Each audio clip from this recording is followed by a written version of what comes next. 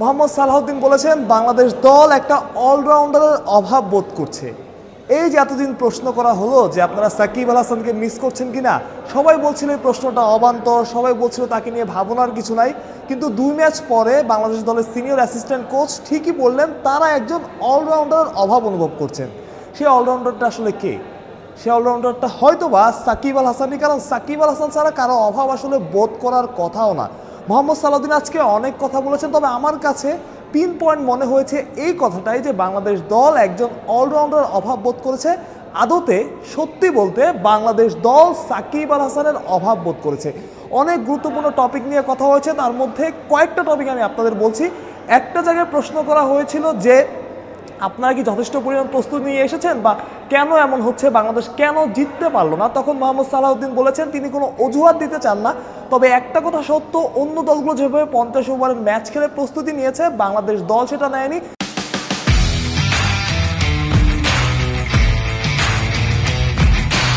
বাংলাদেশ দল বিপিএল খেলে এত বড় একটা টুর্নামেন্ট খেলতে এসেছে, অর্থাৎ বাংলাদেশ দলের পরিপূর্ণ প্রস্তুতি ছিল না। তারপরেই পাল্টা প্রশ্ন করা হয়েছে যে আপনিও যা বললেন, ফিল সিমন্সও বলেছিলেন যে তারাও বাংলাদেশ দল আসলে পরিপূর্ণ প্রস্তুতি নেয়নি, বাংলাদেশ দলের যে প্রস্তুতিটা প্রয়োজন ছিল সেটা তারা নিতে পারেনি। কিন্তু ক্যাপ্টেন নাজমুল হোসেন শান্ত বলেছেন তারা পরিপূর্ণ প্রস্তুতি নিয়ে এই পাকিস্তানে এসেছেন এবং তারা চ্যাম্পিয়ন হতে চায়, পুরো দল চ্যাম্পিয়ন হতে চায়। তখন আবার সালাহউদ্দিন উল্টো বলেছেন যে আপনি এখানে আসলে কি মানে শুধু পার্টিসিপেট করতে আসবেন, চ্যাম্পিয়ন হতে আসবেন না।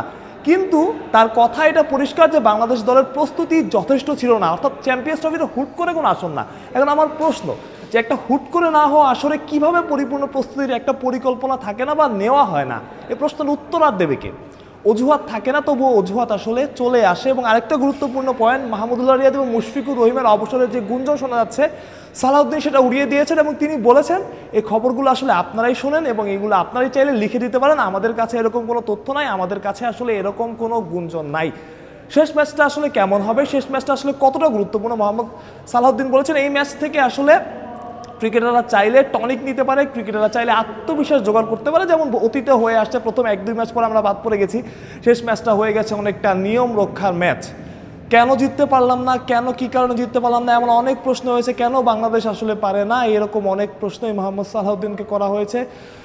তিনি সবগুলোই অনেকগুলো ডিফেন্সিভ উত্তর দিয়েছেন, অনেকগুলোতে বাস্তবতা বুঝিয়েছেন। আসলে একটা জায়গায় তিনি বলেছেন যে আমরা আসলে একসময় ভালো দল ছিলাম আর আছির মধ্যে আসমান আর জমিনের মতো পার্থক্য, ছিলাম আর আছির মধ্যে আটলান্টিকের নীল আর বুড়িগঙ্গার ঘোলাটে পানির মতো পার্থক্যটা এতখানি। আমরা একটা ভালো ওয়ানডে দল ছিলাম, 23 বিশ্বকাপের আগেও আমরা ওয়ানডে বিশ্বকাপ জয়ের আশা নিয়ে গিয়েছিলাম, সেই আশা এখন দূরে সরে গেছে। এই চ্যাম্পিয়ন্স ট্রফিতে আমরা ভেবেছিলাম অন্তত একটা ম্যাচ জিতবো, সেটাও আমরা জিততে পারলাম না। এখন পরের ম্যাচটাও হয়তো বা আমরা ওই আশা নিয়ে মাঠে নামতে পারবো না, যদিও পাকিস্তান যে দলটা আসলে আমাদের মতোই খারাপ অবস্থায়, তাই আমরা একটা জয়ের আশা করছি কিন্তু এমনটা হওয়ার আসলে কথা ছিল না।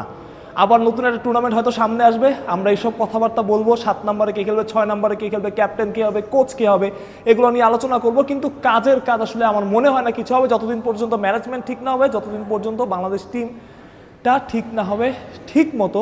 তারা হয়তো, আমরা সবসময় বলি না দেশের জন্য খেলা, সেই দেশের জন্য ঠিকভাবে না খেলবে, যেখানে জাদরানরা পারে সেখানে কেন আমরা পারি না, সেটার উত্তর আমার কাছে নেই, হয়তো কারো কাছেই নেই। মানুষ প্রত্যয়, বিডি ক্রিক টাইম।